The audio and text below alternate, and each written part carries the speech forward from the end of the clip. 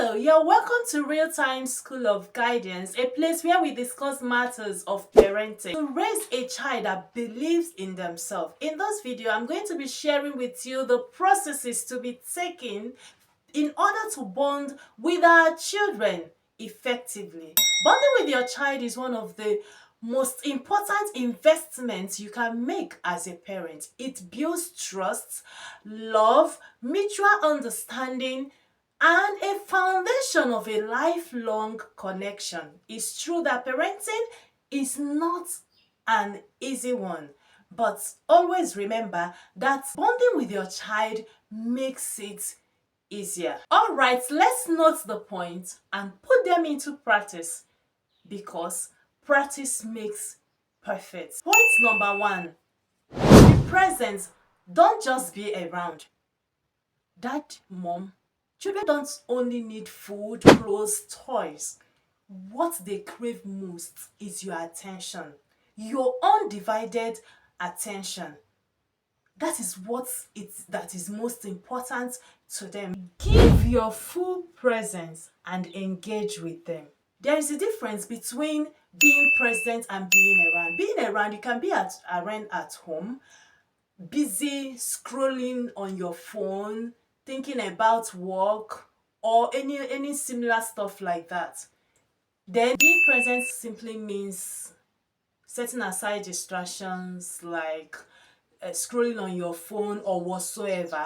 When you are doing this, you are telling this child that you are special, you are loved, especially when you dedicate 10 to 15 minutes of your time listening to them, laughing with them, answering their curious questions. You know, they can ask questions a lot, and through this means they use it to know more about things, get clarifications of things that they did not understand, things that pop into their brain which they don't have answers to. When you answer their curious questions, it helps them to do what? To improve. So it is very important. Note this: few minutes of your focus moments with your child worth more than an hour of distracted presence. Point number two, play together.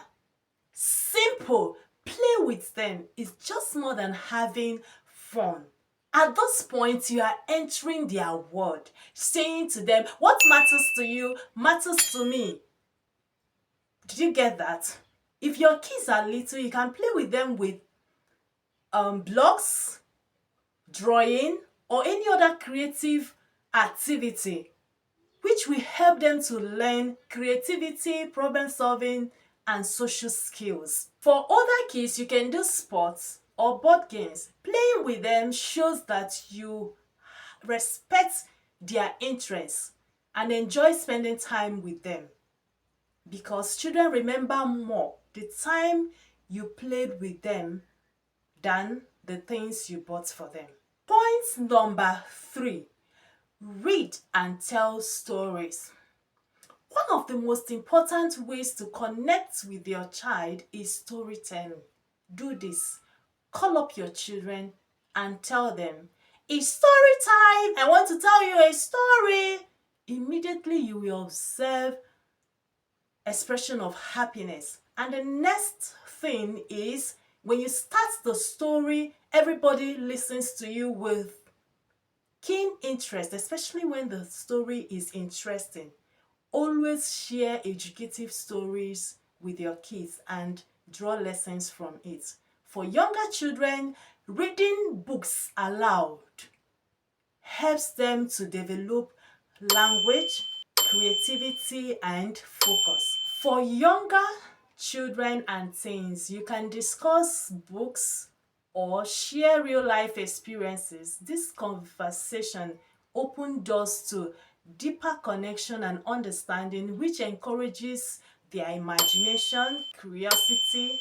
It strengthens parent-child bonding and teaches moral and life lessons naturally. You have to be patient in doing this. Point number four, listen and talk. When you listen and then talk to your child, you are showing genuine interest in his or her world, especially when you ask your children about their day, friends, or feelings. It makes them feel seen, valued, and respected.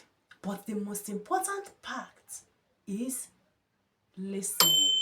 Children open up when they feel safe, and that safety comes from when you listen without rushing to correct, interrupt, or judge. Sometimes children don't need solution right away. They just need your ear, patience, and understanding. When you listen, you are building trust. Your child knows he or she can come to you with anything. It strengthens their emotional security, improves their communication skills, and helps you to understand their struggles, dreams, and joy in order to act wisely. When you truly listen, you will teach them by example how to care for others, how to express themselves, and how to build healthy relationships.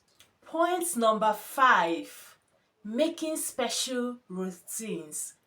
As a family, it is necessary that family should come together to decide on suitable routines that could happen daily or weekly, aiming at bonding as a family. It could be, okay, we are going to be having family prayer together every morning, or it could be family we pray together every evening. It could be that our dinner, we'll be having our dinner every Saturday evening. All this is at aiming to bond as a family.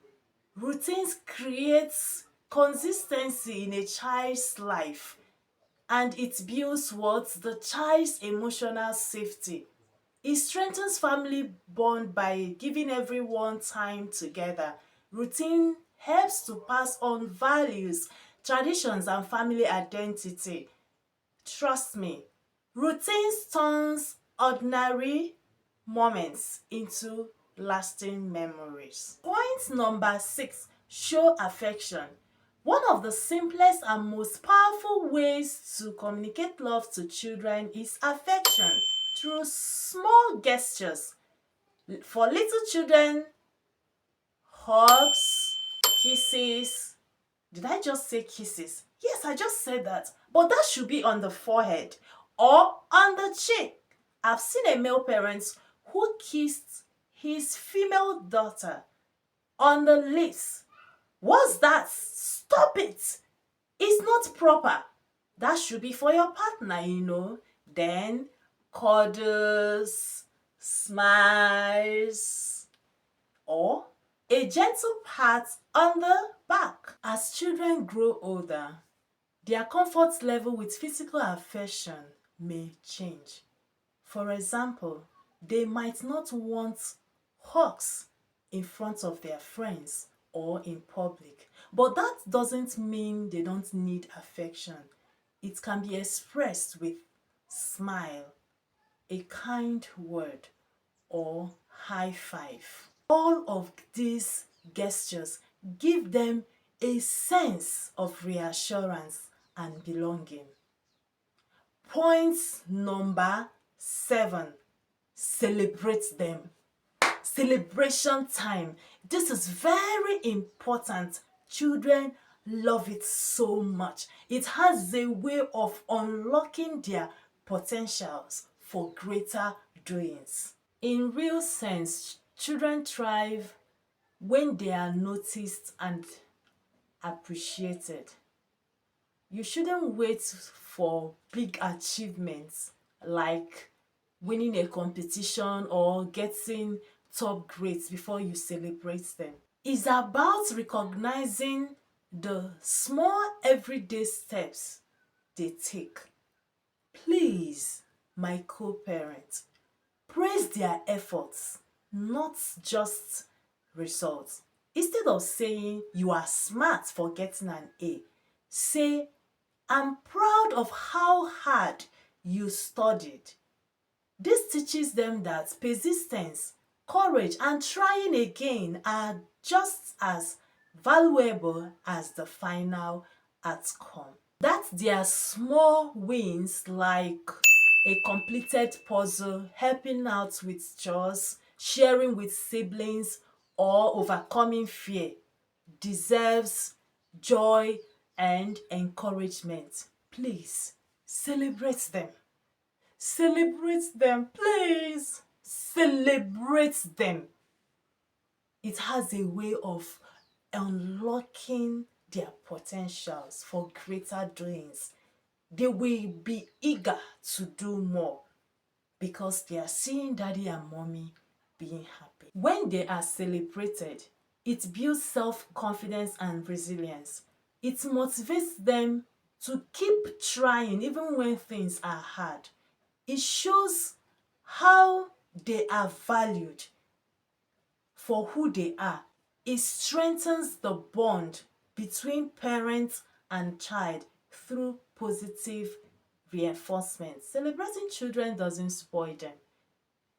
It shapes them into confident, motivated, and joyful individuals. The last but not the least point on my list is include them in what you do. Let us include these children in what we do. I believe that the professional success is what you want for your kids, and this comes from having done their chores. Assigning chores to children is or has to be according to the child's age. Children love to feel included in what matters to us as parents. When you invite them into your daily activities, whether it's cooking, cleaning, gardening, or even running errands, you are not just keeping them busy, but you are building connections and teaching life skills. If it is cooking time, cook together.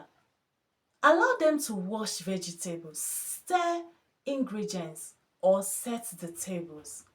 If it is gardening, allow them to water the plants, dig small holes, or harvest fruits. As for chores, simple tasks like folding clothes, sweeping, or organizing toys makes them useful. It helps children feel important, trusted, and capable. It builds responsibility and independence. Assigning chores to children broadens their knowledge and teaches them practical skills they will use for life. In conclusion, bonding is not about expensive gifts.